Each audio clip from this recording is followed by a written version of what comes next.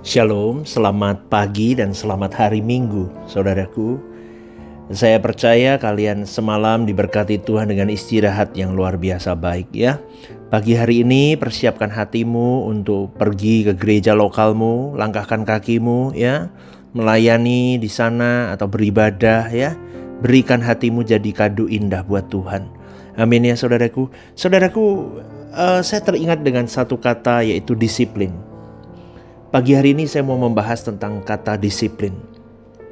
Jujur ya, banyak orang yang ingin sekali berhasil dalam hidupnya. Ingin dipakai Tuhan, ingin hidupnya maju dalam Tuhan. Tapi tidak semua orang mau bayar harga lewat kedisiplinan hidup dan kedisiplinan rohani mereka. Ingat ya, disiplin itu adalah jembatan antara keinginan dan kedewasaan.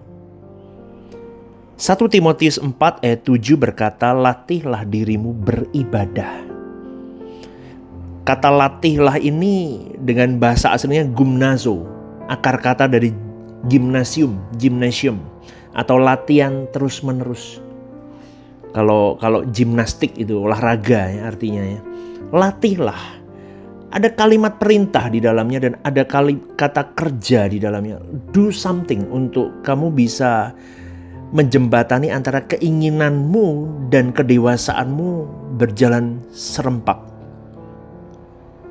Tanpa disiplin, kerinduan rohani itu hanya jadi wacana hidup.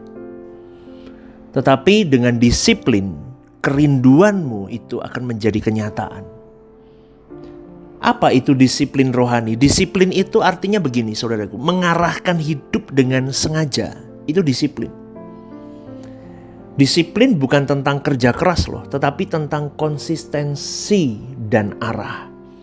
Jadi kalau boleh saya simpulkan, kata disiplin rohani itu adalah kebiasaan yang menuntun kita untuk lebih dekat kepada Tuhan yang kita sengaja tiap saat. Disengaja berdoa. Disiplin doa, sengaja doa. Disiplin baca firman, sengaja baca firman. Disiplin ibadah, sengaja untuk membawa diri datang ke rumah Tuhan. Disiplin dalam kekudusan, sengaja mengarahkan diri hidup kudus. Coba ini kalimat-kalimat yang harus didengar dan dicerna baik-baik.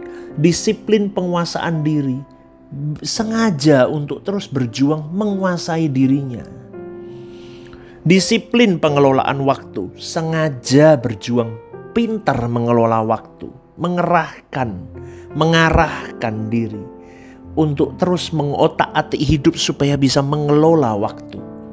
Disiplin mengenakan karakter Kristus, sengaja mengenakan karakter Kristus setiap saat. Itu yang saya sebut sebagai disiplin rohani. Kebiasaan yang menuntun kita untuk lebih dekat kepada Tuhan yang disengaja. Ini bahasa saya sendiri, saudaraku. Ya, dan disiplin itu adalah bagian dari proses pemuritan, saudaraku. Tidak ada murid tanpa disiplin. Maka hari ini, pagi ini, hari Minggu, disiplinlah. Bangun pagi, berdoa, bersyukur, baca firman sebentar, siap-siaplah, berangkatlah ke gereja lokalmu, beribadahlah. Supaya orang di sekitarmu dan generasimu melihat bagaimana kau berjuang, punya kedisiplinan rohani, mencintai Tuhan dengan sengaja. Itu gak bisa mengalir sendiri, saudaraku, kedisiplinan itu. Oh nanti Tuhan kalau saya sudah tua nanti kan dikasih kedisiplinan sama Tuhan. Gak mungkin. Kedisiplinan itu datangnya dari diri kita sendiri. Yang mengusahakan, yang mengerahkan dan mengarahkan diri untuk lebih kepada Tuhan. Amin saudaraku. Kenapa disiplin itu penting? Karena disiplin itu menghasilkan kedewasaan rohani kita. Ibrani 5 ayat 14 berkata, yang dewasa adalah mereka yang melatih panca indera. Artinya begini saudaraku, orang yang tidak disiplin akan mudah goyah dalam hidupnya. Orang yang disiplin beda Orang yang disiplin pasti adalah orang yang kuat menghadapi badai hidup. Ilustrasinya begini. Pohon yang digoyang oleh angin, pohon yang lemah akan tumbang. Tapi pohon yang kuat besar berakar, saudaraku, semakin angin datang justru semakin dalam akarnya.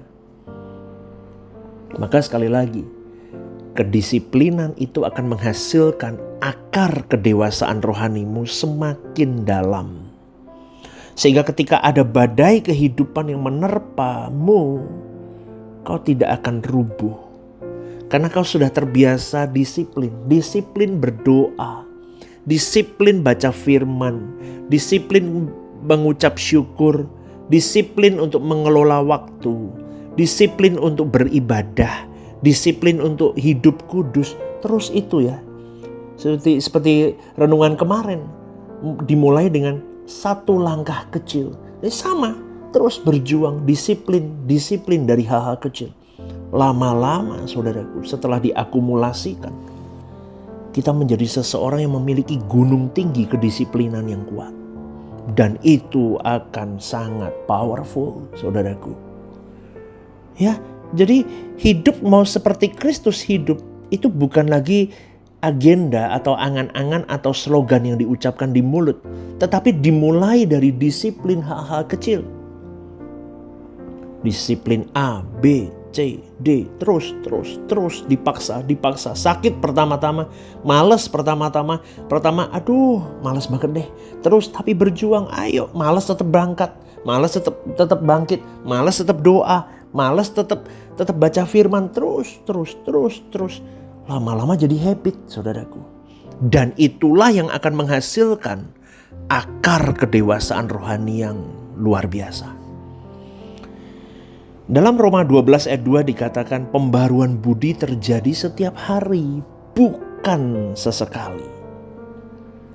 Nah itu dari disiplin kecil terus itu akan mengubah pikiran, perasaan, kehendak kita semakin seperti Kristus. Itu terjadi tiap hari. Makanya baca firman. Firman itu diperkatakan di mulut, disuarakan waktu baca. Telingamu mendengar, iman timbul dari pendengaran. Pendengaran akan apa? Akan firman Allah. Dibacain. Kalau baca Alkitab itu disuarain. Supaya telinga kita dengar, maka timbullah iman karena firman itu. Amin, saudaraku. Dan bukan sesekali, tapi setiap saat. Kalau sedang sedih, perkatakan firman. Sedang bahagia, perkatakan firman. Sedang bingung, perkatakan firman. Sedang khawatir, perkatakan firman. Sedang melihat masa depan yang buram, perkatakan firman. Sedang berjuang melawan ikatan-ikatan dosa, mau seperti Kristus, perkatakan firman. Terus bertarung di situ. Karena kebiasaan buruk tidak roboh dengan doa saja. Tetapi perlu disiplin mengubah pola pikir, pola perasaan, dan pola berkehendak. Amin, saudaraku. Jadi kalau kita berjuang hidup disiplin terus ya, kita sedang membuka jalan untuk favor Tuhan. Untuk kebaikan Tuhan turun dalam hidup kita. Mazmur 1 ayat 3 berkata, ia seperti pohon yang ditanam di tepi aliran air, yang menghasilkan buah pada musimnya. Kuncinya apa? Kuncinya ayat yang kedua, merenungkan firman siang dan malam. Artinya apa? Ketika kita merenungkan firman siang dan malam, maka terus kita diperdengarkan iman itu tumbuh. Iman kita bangkit, iman kita makin matang, iman kita makin dewasa.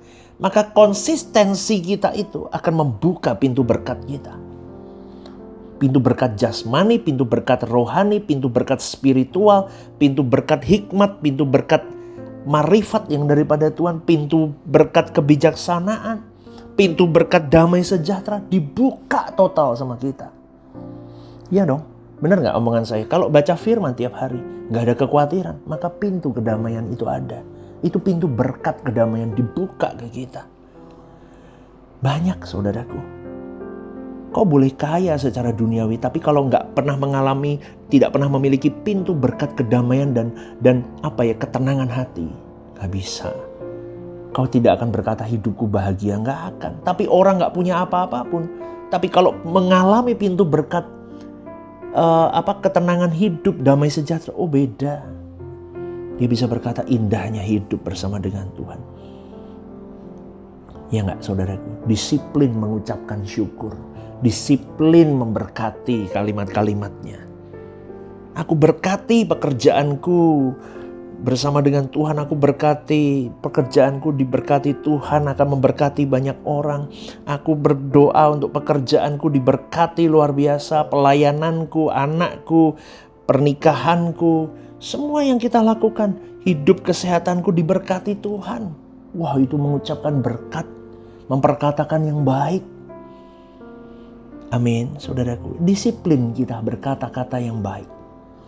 Ya, maka itu akan membuka favor Tuhan dalam hidup kita. Saudaraku, kalau kita sedang disiplin ya, otak kita itu akan membentuk kebiasaan lewat pengulangan. Terus.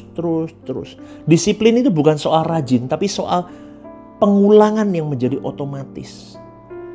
Kalau secara psikologis ya, itu 63 hari kita mengulang kebiasaan yang sama. Itu nanti jadi kebiasaan baru dalam hidup kita. Itu dalam penelitian psikologi yang saya coba cari ya. Itu begitu saudaraku. Dan kalau kita disiplin hari hidup kita, orang yang disiplin itu hidupnya akan teratur. Dan dampaknya adalah secara psikologi ya, orang itu akan mampu mengendalikan emosinya, lebih stabil hidupnya, tidak gopoh, tidak panikan. Karena otak suka yang namanya clarity atau kejelasan. Dan disiplin itu memberikan kejelasan itu. Coba ya, orang besok mau apa sudah ada aturannya. A, B, C, D. Itu lebih tertata hidupnya. Itu hidupnya lebih jelas gitu, lebih teratur daripada orang yang besok mau ngapain nggak tahu deh, ngalir aja. Oh, itu nggak karuan saudaraku. Beda. Ya, dan ingat ya, secara psikologis saat kita berhasil menjalankan satu hal kecil tiap hari, otak kita memproduksi dopamin. Di situ akan menghasilkan apa? Rasa bangga. Itulah mengapa disiplin meningkatkan kepercayaan diri seseorang. Itu yang saya cari. Kenapa sih harus disiplin? Karena banyak orang yang keok di disiplin ini. Disiplin doa itu loh, nggak bisa saudaraku, susah. Ya. Jadi saudaraku yang dikasih oleh Tuhan, kita mau sungguh berjuang. Mulai dari hal kecil. Jangan langsung mau sempurna deh. Pelan-pelan. Dimulai dari 5 menit pertamamu berdoa. 1 pasal 1 hari, 1 ayat 1 hari. Catat 1 hal yang Tuhan ajarkan dalam hidupmu. Ya. Pilih 1 area kehidupan yang mau kau tata yang mungkin selama ini masih jatuh bangun di hadapan Tuhan. Mulai dari itu. Ya, kalau anak-anak muda, anak-anak remaja suka ngomong-ngomong yang gak benar gitu ya. Misalnya kumpul sama temennya. Yuk mulai yuk. 1 area itu. Aku mau menang, aku gak mau ngomong kotor lagi. Tentukan jadwalmu, disiplin, konsisten waktu. Tiap pagi jam berapa aku mau doa sama Tuhan. Jam berapa aku mau baca firman. Jam berapa aku harus ada saat teduh sendiri sama Tuhan. Buat jadwal rohani. Seperti Daniel. Daniel 3 kali sehari di kamar doanya. Dia mau berdoa sama Tuhannya. Bagaimana dengan kau dan saya? Maka buatlah sistem, buatlah dirimu masuk di dalam komunitas-komunitas spiritual yang benar. Maka dibutuhkanlah gereja lokal yang sehat, saudaraku. Maka bersyukur kalau Jemaat Rehoboth Semarang memiliki gereja yang sehat. Di situ akan digembalakan, punya komunitas yang saling membangun, saling menguatkan. Amin saudaraku, karena saya mau beri ilustrasi begini. Sebuah batu besar dapat berlubang bukan karena pukulan yang keras yang menghantam dia loh, tetapi karena tetesan air yang jatuh terus menerus. Artinya apa saudaraku? Yang mengubah hidup bukan tindakan besar sekali waktu, tetapi tindakan kecil yang dilakukan tiap hari. Itu yang mengubah hidup. Demikian juga kita dengan karakter rohani kita. Dimulai dari hal-hal kecil, tapi tekun, disiplin, konsisten. Terus. Ingat ya, disiplin bukan beban. Amin, saudaraku. Kalau kita mau seperti Kristus itu kita hidup. Kamu goalnya Kristen seperti apa? Seperti Kristus, berarti dibutuhkan disiplin rohani yang kuat. Dan ingat, taruh di kepala kita, disiplin bukan beban. Itu adalah hadiah Tuhan untuk membuat dirimu dan diriku menjadi lebih kuat, menjadi lebih kudus, menjadi lebih berguna. Amin, saudaraku. Maka berjuangkan hidupmu hari ini. Tulis apa yang mau kau raih dalam hidupmu. Disiplin apa aja yang mau kau kunci dalam hidupmu. Dimulai dari hari ini. Dan dimulai dari berangkat beribadah. Langkahkan kakimu, jangan malas. Berangkat ke gereja lokalmu. Berikan hatimu buat Tuhan pagi hari ini. Amin, saudaraku. Selamat hari Minggu, selamat beribadah, selamat melayani, dan Tuhan Yesus memberkati. God bless you.